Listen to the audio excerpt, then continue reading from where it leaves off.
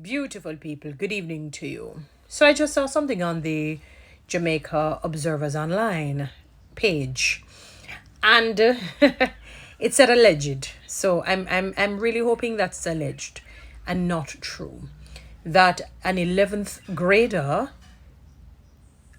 beat a young boy to the point of him having to go to the hospital because allegedly he stepped on his clerks. He stepped on his clerks. I don't know if it's deliberately or accidentally. Remember, his clerks is God. How dare that 8-year-old allegedly step on his clerks, whether deliberately or not.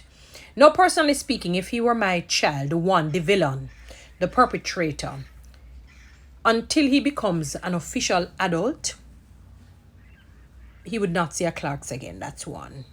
And he would never get an opportunity to wear that shoes. I guarantee you, he would have to take some of his lunch money, if not all, because obviously he would be fed. So don't worry, I wouldn't leave my child starving because I can't be foolish. But he would have to use his lunch money to contribute part, if not all. As I said, he would have food to eat. He would have to carry lunch to school every day and prepare some of the meals for himself.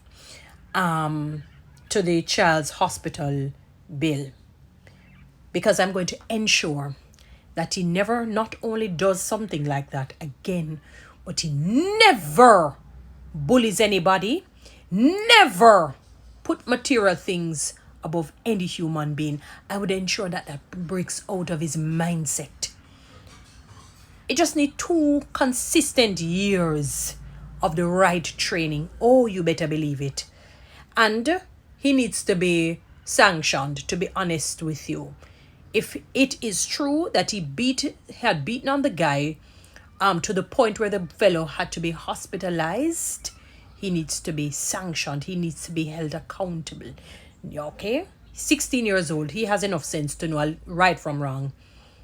He has enough sense to know right from wrong. He's not 8, 9, or 10. And even then, he has enough sense to know right from wrong. So he needs to be sanctioned if that is the case. I hope his parents certainly hold him accountable. Not just give him a little reprimand or a pat on the shoulder. Oh, you didn't know better. No. Because sometimes we love to do these things, and talk about, oh, we're being coarse. No, you don't have to be a pig or coarse and rough and inhumane towards him. You don't repay evil for evil. But the Bible says, do not spare the rod and spoil the child, or basically you will raise a monster. It says, do not spare the rod and spoil the child, or you will raise a monster. And for him to do this, I don't know what type of parenting had been taking place, because apparently that clerk seemed to be bringing gold, frankincense, and myrrh. It has some sort of diamond that the world has never seen. Or it's a genie in it, that when you rub it, a genie will come out of it, and the genie will grant you all of your heart's desires. And when people get up and talk about bad parenting, no parenting, improper parenting, people take offense to it. Because somebody, whether he deliberately stepped on his clerks, yes or no, to beat him to the point of being hospitalized over a shoes, if it is so, absolutely not. Not in my house. One prime minister said, not in my cabinet. Not in my house. Absolutely not. Trust me.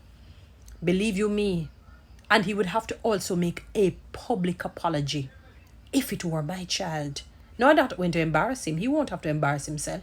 He already embarrassed himself, humiliated himself by beating on the child to the point of being hospitalized, overstepping on a material item that can be replaced, that has no value as it compares to human. Are you mad? If he is allowed to get away with that, this is how criminality of its highest will be bred. So you know, because he will realize, oh, I can do anything wrong and get away with it. I saw.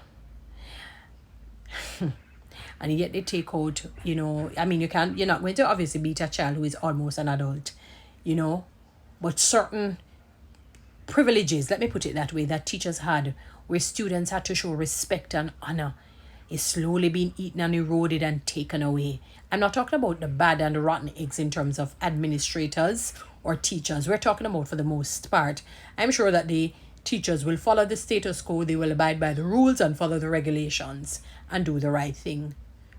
These are the things that happen when you allow wrong to become right and right to become wrong. The Bible says, woe be unto it. Go and read the book of Isaiah. Guys, follow me on TikTok. Subscribe to my YouTube channel. Share this, please.